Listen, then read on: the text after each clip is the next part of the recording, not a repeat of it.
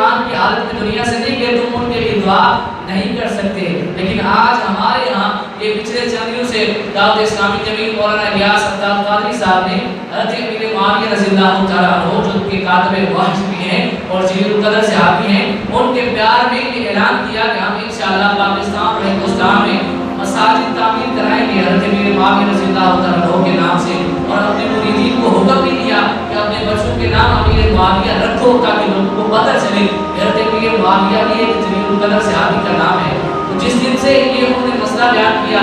جو نیم سنی تھے ان کے اندر درد اٹھا، انہوں نے دو کام کرنے شروع کر دیے. ایک تو حضرت امیر معاویہ کی تردید کرنا شروع کر دی، دوسرا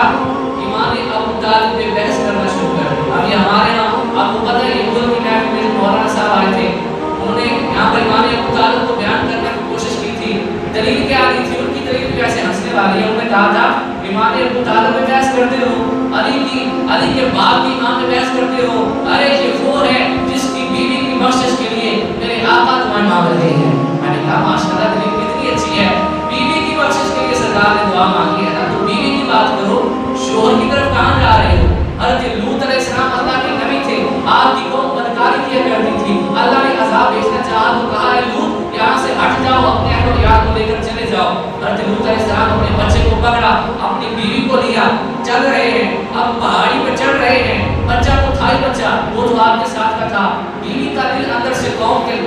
ساتھ ملا ہوا تھا، بیوی ان کی خیر رہا تھی.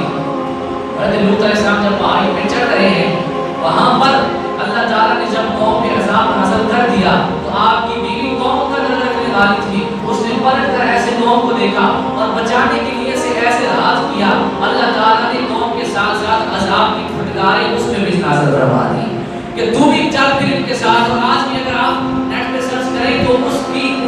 پتھر کا بت بنا ہوا حضرت لوط علیہ السلام کی بیوی کا آج بھی پہاڑوں کے اندر ویسے اس طرح موجود ہے، پتھر بن گئی تھی، آج تک وہیں پتھر کہیں موجود ہے. میں کہتا ہوں حضرت لوط علیہ السلام کی بیوی لعنتوں کی حقدار ہوئی تو لوط علیہ السلام کو بھی ساتھ گرفت ہو گئی.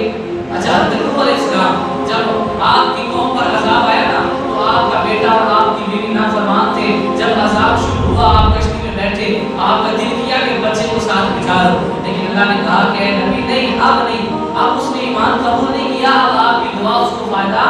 نہیں دے سکتی. وہ ایمان قبول کر لیتا تو فائدہ دیتی. حضرت نوح علیہ السلام جو آدم ثانی ہونے کا کی حیثیت رکھتے ہیں، جن کے بعد دوبارہ انسانیت کی ابتدا ہوئی، ان کا بیٹا، ان کی بیوی عذاب کے حقدار ہوئی. کیا ان کو بھی ساتھ ملا دیں؟ ان کی بیوی کیوں تھی، ان کا وہ بیٹا کیوں تھا؟ نہیں، خطبہ حجت الوداع جو کہ انسانیت کے لیے چارٹر کی حیثیت رکھتا ہے، میرے آقا صلی اللہ علیہ وسلم نے خطبہ حجت الوداع کے اندر وہ باتیں ارشاد فرمائی ہیں، ایک جملے پر ایک جمعہ پڑھایا جا سکتا ہے اور پھر بھی وہ جملہ بیان نہیں ہو سکتا. اس خطبہ حجت الوداع میں میرے آقا صلی اللہ علیہ وسلم نے ارشاد فرمایا تھا، آپ نے سب کو آتا ہے، بچے کو آتا ہے، میرے آقا نے فرمایا تھا مجرم اپنے جرم کا خود ذمہ دار ہے، مجرم اپنے جرم کا خود ذمہ دار ہے. نہ باپ کے جرم کی سزا بیٹے کو دی جائے گی، نہ بیٹے کے جرم کی سزا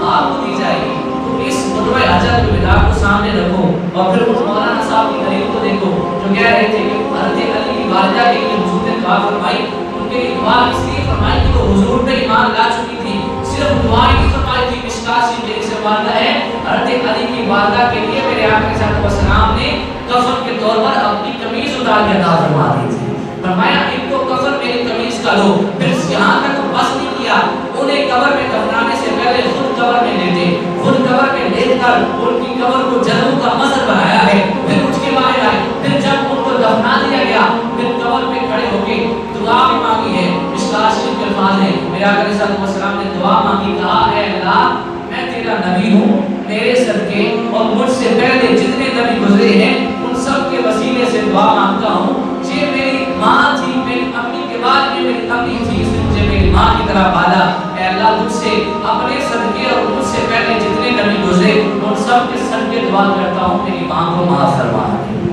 یہ حضور صلی اللہ علیہ وسلم نے واقعی دعا مانگی تھی، لیکن اس سے جناب ابو طالب کا ایمان ثابت نہیں ہوتا، اس سے ان کا ایمان ثابت ہوتا ہے جن کی قبر پر دعا مانگی جا رہی تھی. تو بھائیو آج ہمارے اندر جو چھپے ہوئے کچھ لوگ ہیں جو حضرت امیر معاویہ رضی اللہ تعالیٰ عنہ کی شان آئے تو انہیں ہچکی لگ جاتی ہے کہ یہ کیا ہو گیا، کس کی بات بیان کر رہے ہیں. حالانکہ صحابیوں سے جو بھی غلطی ہو جائے، میں نے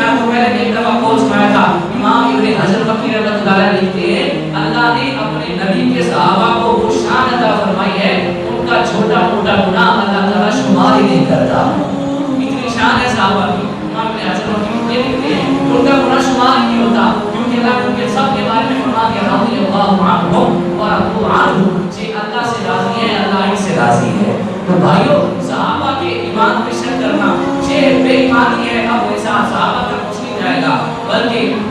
حضرت امیر پاک رضی اللہ تعالیٰ عنہ کے بارے میں بڑی لمبی حدیث ہے، اب ایک دو لفظ بس بتاتا ہوں کہ جب 80 سال کے بعد وہ جنت میں اونٹنی میں سوار ہو کر جائیں گے، میرے آقا مجھ سے کیا یہ معاویہ کہاں تھے؟ لوگ تو میرے پاس میرے سارے یار اتنے سالوں سے تھے، تم کہاں تھے؟ تو آپ کہتے ہیں میرے آقا فرماتے تم کہو گے، امیر معاویہ کہو گے کہ اللہ نے مجھے ایک علیحدہ باغ میں رکھا تھا، 80 سال کا عرصہ مجھے اللہ نے علیحدہ جنت میں رکھا، وہ مجھ سے باتیں کرتا تھا، میں اس سے باتیں کرتا تھا، اور اللہ مجھے فرماتا تھا ہاذا عِوْزٌ مَا كُنْتَ تُشْتَمُ فِي دَارِ الدُّنْيَا، اے امیر معاویہ تجھے سب سے ہٹا کے یہاں اس لیے رکھا ہے، ہاذا عِوْزٌ مَا كُنْتَ تُشْتَمُ فِي دَارِ الدُّنْيا، یہ اس کا عوض ہے جو دنیا میں لوگ تجھے گالیاں دیا کرتے تھے، دنیا میں لوگوں نے تجھے ہٹ لسٹ پہ رکھا، اس کے عوض میں نے تجھے آج دنیا میں آج جنت میں اتنا مقام عطا فرما دیا ہے۔ تو بھائی اور کے لیے معاویہ رضی اللہ تعالیٰ عنہ صحابی رسول ہیں، ان کے بارے میں ایسا عقیدہ رکھنا کہ معاذ اللہ وہ ایماندار نہیں تھے، یہ اپنے ساتھ میں انصافی ہے، اور جناب ابو طالب یہ میں نے آپ کو فتاوی رضویہ سے بھی بتا دیا، قرآن کی آیت سے بھی بتا دیا، احادیث رسول سے بھی بتا دیا کہ دنیا سے جاتے وقت انہوں نے اسلام قبول نہیں کیا تھا، حضور سے جتنا بھی پیار کرتے تھے ان کا اجر تب ملتا جب ایمان دل میں ہوتا، جب ایمان نہیں کیا، کلمہ اسلام قبول نہیں کیا، کلمہ نہیں پڑھا، حضور صلی اللہ علیہ وسلم سے پیار ہوگا، یہی فائدہ دے سکتا ہے۔ مجھے آگے سے فرمایا تھا کہ ان کو عذاب صرف تو ہوتا ہے جسے ہم مجھے کتنے کہتے ہیں بس یہاں تک عذاب ہے، لیکن پھر فرمایا وہ عذاب ہی اتنا شدید ہے کہ وہ آگ پڑتی قدموں میں ہے اور اس سے ان کا دماغ کھولنے لگ جاتا ہے۔ میرے بھائی ایمان بہت بڑی چیز ہے، اللہ تعالیٰ ہم سب پہ اپنا کرم فرمائے، ہم ایمان کی اس چیز کی قدر کریں، اعمال ہمارے اگر اچھے نہ بھی ہوئے، ایمان اگر اچھا ہوا تو کبھی نہ کبھی اپنی سزا بھگتنے کے بعد ہم جنت میں چلے ہی جائیں۔